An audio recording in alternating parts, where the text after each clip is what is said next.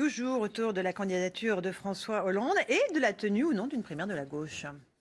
Oui, c'est toujours le suspense. En tout cas, Jean-Christophe Cambadélis affirme que cette primaire aura lieu. La question, c'est François Hollande y participera-t-il? Il tarde à annoncer sa candidature. Mais regardez, en tout cas, en termes de communication, eh bien, l'Élysée a tout orchestré ce matin. Longue poignée de main entre le chef de l'État et le Premier ministre pour montrer que tout va bien, qu'il n'y a pas de crise institutionnelle, qu'il n'y a pas de crise entre le couple, au sein du couple, au sommet de l'État. Pour autant, les problèmes sont loin d'être résolus. Myriam Mankawa est à l'Assemblée nationale.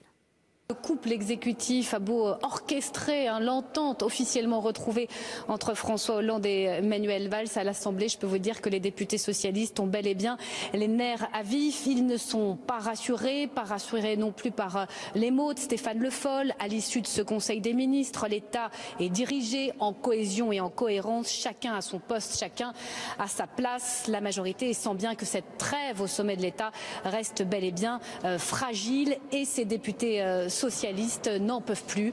Clairement, ils n'en peuvent plus d'attendre la décision de François Hollande, candidat ou pas candidat, dans le cadre des primaires ou hors primaires devant les Français, des députés les nerfs à vif dans un climat anxiogène. Regardez et écoutez ce que ça donne. C'est au micro de Fabrice Elsner. Je dis qu'en ce moment, chaque jour, ils disent n'importe quoi. Et ça, ils sont très hauts dans le n'importe quoi. On a envie d'arrêter d'entendre des petites bisbilles entre nous et on a envie d'être positif. Je vous garantis que les militants et nos sympathisants nous disent ça suffit. Quand on fait une bêtise, on revient en arrière. François Hollande, c'est un gros matou. Et il joue avec les petites souris. Vous voyez, il les fait naviguer. Mais sauf qu'à un moment, les petites souris, elles s'énervent. Et en ce moment, le gros matou, il commence à irriter un peu tout le monde. Parce que le gros matou, il vise la trou de souris. Mais le trou de souris, c'est beaucoup trop étroit pour un gros matou. Voilà, et preuve que les députés socialistes sont au bord de la crise de nerfs, y compris au sein du premier cercle du président de la République. Didier Guillaume, le patron des sénateurs socialistes, a eu ce lapsus révélateur sur les ondes de nos confrères de Radio Classique ce matin. Il a dit, je cite, François Hollande annoncera sa démission dans les jours qui viennent. Ce lapsus en dit long. Effectivement, lapsus révélateur. En tout cas, il a jusqu'au 15 décembre pour se déclarer ou non candidat à la présidentielle. Et dès demain, le début du dépôt des candidatures pour la primaire de la gauche. Regardez ceux qui sont d'ores et déjà candidats, en tout cas ceux qui sont déclarés. Il y en a, vous le savez, qui sont candidats en dehors de la primaire, qui ne participeront pas à la primaire de gauche. Parmi eux, Emmanuel Macron. Et on recevra Gérard Filoche tout à l'heure aux alentours de 18h40. Il nous dira notamment où il en est de sa recherche de parrainage. Le jugement. Et on se retrouve sur télé avec notre invité Bruno Leroux. Bonsoir. Bonsoir. Vous êtes le président du groupe PS à l'Assemblée et député de Seine-Saint-Denis. On va évidemment parler de la gauche, on va parler de l'état de la gauche et des nombreuses querelles qui en ce moment font la une de l'actualité. Est-ce que, Monsieur Leroux, vous réalisez l'impact que ces tergiversations, que ces hésitations nombrilistes de la gauche peuvent avoir sur les Français et les électeurs? Je les mesure et j'ai envie d'avoir la plus extrême gravité par rapport à cela. Il faut que la gauche se ressaisisse, elle ne peut pas continuer à donner l'image qu'elle donne tout en assumant ses responsabilités parce que le pire est là. Nous donnons cette image pour préparer la suite alors que nous assumons nos responsabilités, je pense, de bonne façon devant les Français, avec les politiques qui conviennent. Et nous n'avons même plus aujourd'hui la capacité à l'expliquer parce qu'il y a des situations avec des candidatures qui partent dans tous les sens, avec... Un duel à la tête de l'exécutif alors que ça devrait être un duo. Non, ce duel a été mis en scène. Je reprends votre mot. Depuis maintenant 3 ans... Donc cette image qu'on voit là, on voit François Hollande avec Manuel Valls, il se serre la main longuement, voilà, on attend que les caméras soient bien en place. Ça, c'est de la mise en scène. Non, la mise en scène, ça a été le désaccord poussé à l'extrême, avec l'imagination qu'il pouvait y avoir une instance, un lieu de combat entre le président de la République et le Premier ministre. Ça n'existe pas. D'accord. La déclaration de Manuel Valls au JDD, elle n'existe pas. La déclaration de Manuel Valls au JDD, il a dit le lendemain, et je pense que les choses ont été trop loin. Oui, les choses ont été trop loin. Le Premier ministre a une position que je crois comprendre comme étant constante, qui est, si le président de la République n'y va pas, à la minute où il n'y va pas, je serai candidat. Parce que je pense pouvoir amener la gauche dans cette campagne électorale et à la victoire. Je prendrai ma décision en conscience. Quoi qu'il arrive, le sens de l'État m'animera toujours. Je me prépare. Oui, mais il est normal qu'il se prépare si le président n'était pas, ce que je ne souhaite pas, candidat. D'accord. Donc, qu'est-ce que vous réclamez aujourd'hui? De la clarification Auprès de qui? De François Hollande? Auprès des députés socialistes qui ne savent même plus où ils habitent? Je demande à ce que chacun, mais je ne voudrais pas paraphraser le président de la République, mais que chacun soit à son poste et que chacun fasse son travail. Le travail, c'est de préparer la suite. Le premier secrétaire du Parti socialiste, Jean-Christophe Cambadélis, conduit ce travail sur le fond, avec un rendez-vous qui va permettre de discuter samedi prochain, le rendez-vous de la belle Alliance populaire. Discuter de quoi? Du projet ou de la tenue de la primaire? Mais du projet, de la tenue de la primaire, et moi je souhaite que nous dépassions le cadre que nous avons fixé. On voit bien aujourd'hui qu'après la primaire de la droite et du centre, il faut qu'il y ait la primaire de la gauche et du centre. Et qu'il faut qu'il y ait une primaire qui regroupe tous les candidats qui se réclament aujourd'hui de la gauche et du centre-gauche. Alors, qui sont ces candidats du centre-gauche qui pourraient venir? Sylvia Pinel, par exemple? Sylvia Pinel, BRG, qui est déjà candidate. Mais les écologistes, aujourd'hui, s'inscrivent dans une perspective de transformation avec nous. Ils ont déjà leur candidat. Emmanuel Macron ne s'inscrit pas dans la droite.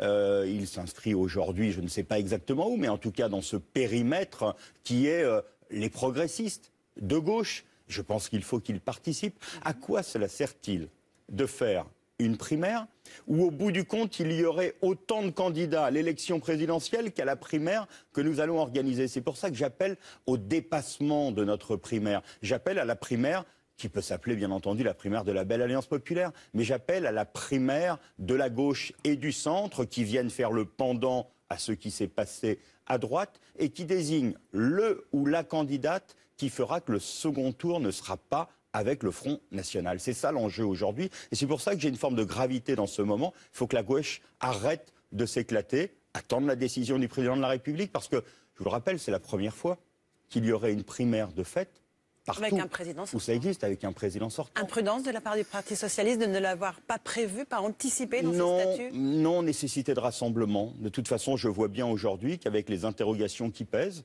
sur le mandat qui a été celui du président de la République, il y a besoin d'un débat, il y a besoin de purger. Et la primaire doit être ce moment.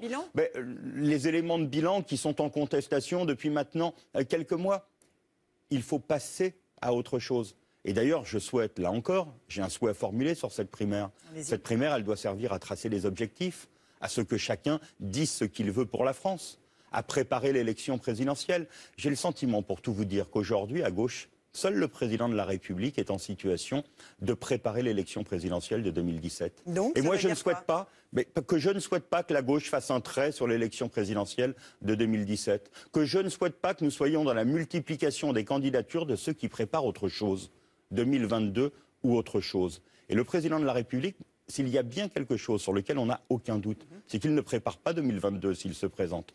Il prépare 2017 et s'il va au combat électoral, ce sera pour défendre son bilan, pour tracer les perspectives et pour gagner. Alors, pas de primaire au rabais, c'est ce que vous voulez nous dire, une grande primaire avec la gauche et le centre-gauche. Il y a une primaire qui dégage un candidat. Okay. Et avec un président en exercice au cœur de cette primaire, oui ou non? Il le faut.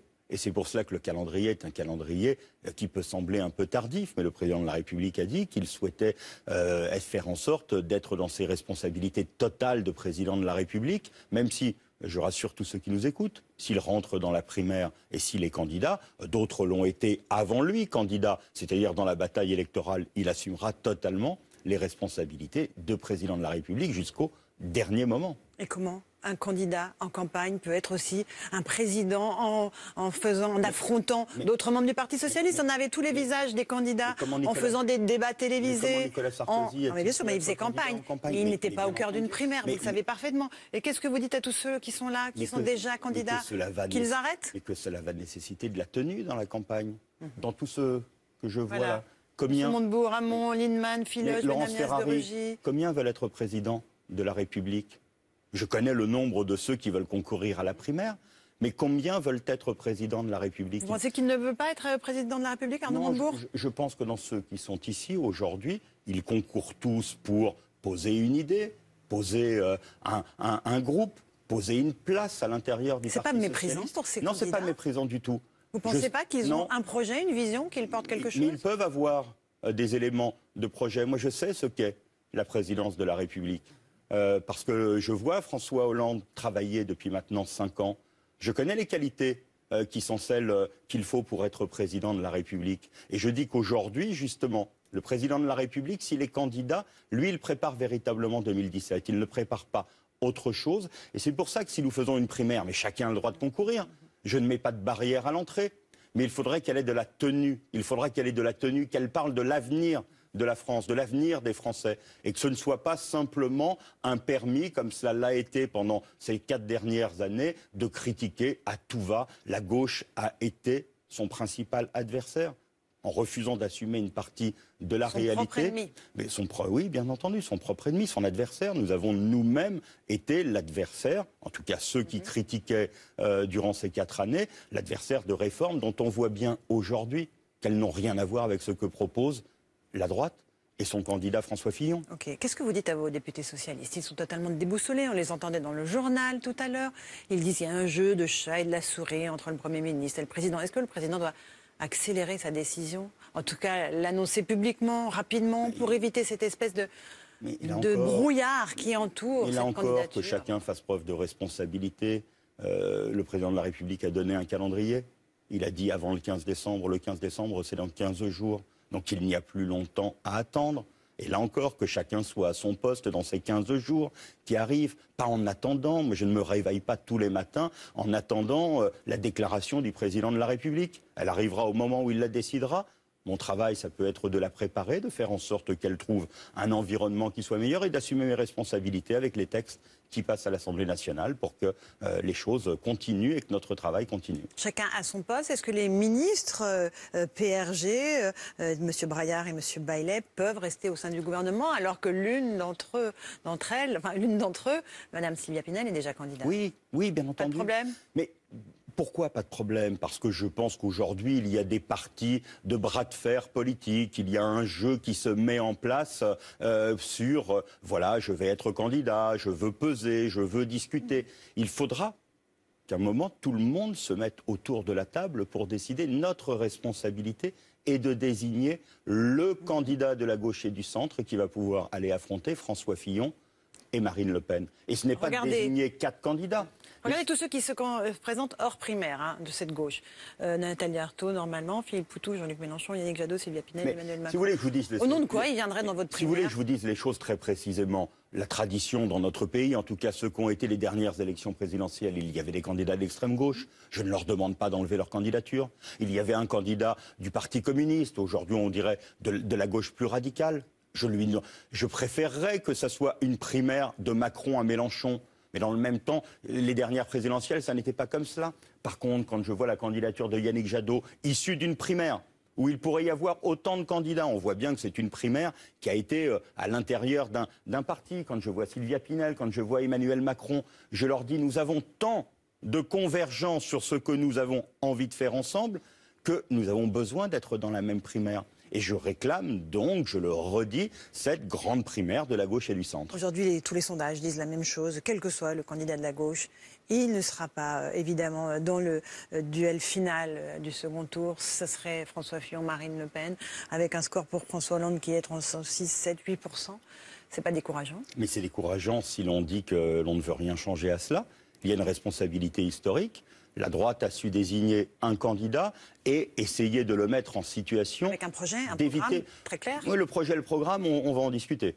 Déjà, je vois François Fillon un peu fuyant, avec des difficultés à assumer les positions qu'il a eues dans la primaire. Donc ça va être un sujet de discussion intéressant. Mais la droite s'est mise en situation d'être au second tour, de se rassembler. Et le projet de la gauche, on va en parler quand?